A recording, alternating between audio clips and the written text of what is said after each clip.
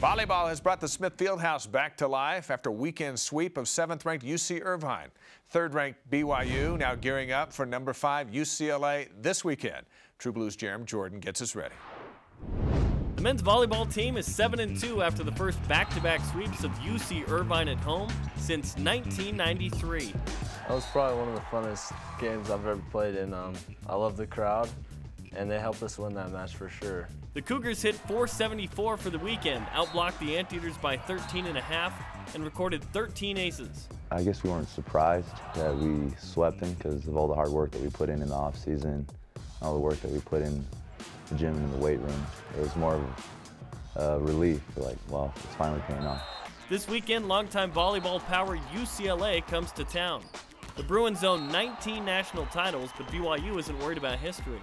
They can have all the history they want. We have our history, but it's all about this weekend and how each team plays on each night. Their program hasn't been as good as it's been in the past, and I think if we keep playing our game, it doesn't matter who's on the other side.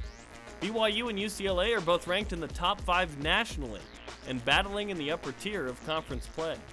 Yeah, I'm motivated against any team on the other side of the net. I mean, we want to represent our school, and we want to win every match. So if UCLA's on the other side of the net, then we're going to beat them. The Cougars' confidence comes from having a great team and some major home court. Well, it's great having the students coming out, and they're basically right on top of the court, so the players are feeling the heat.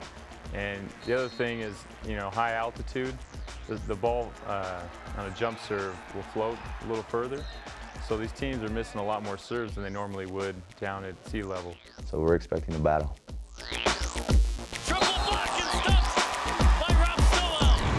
True Blues' Jarom with us in studio. I watched the game from Las Vegas the other night. You did a good job. Thank you. What about this Taylor Sander? This guy's the real deal. And at the end of Saturday's match, we received emails from former players comparing him to other former greats. Right. But John Aleman said he's going to be the greatest outside hitter in BYU history. That's saying a lot. That's a lot of hype for a freshman, but you know what? So far, so good for him. He's got, what, a 48-inch vertical or something crazy? He told me 40. Yeah? And he said that he'd measure. Yeah. This guy can fly to the gym. Not only is he an outstanding athlete, but he's put in the time.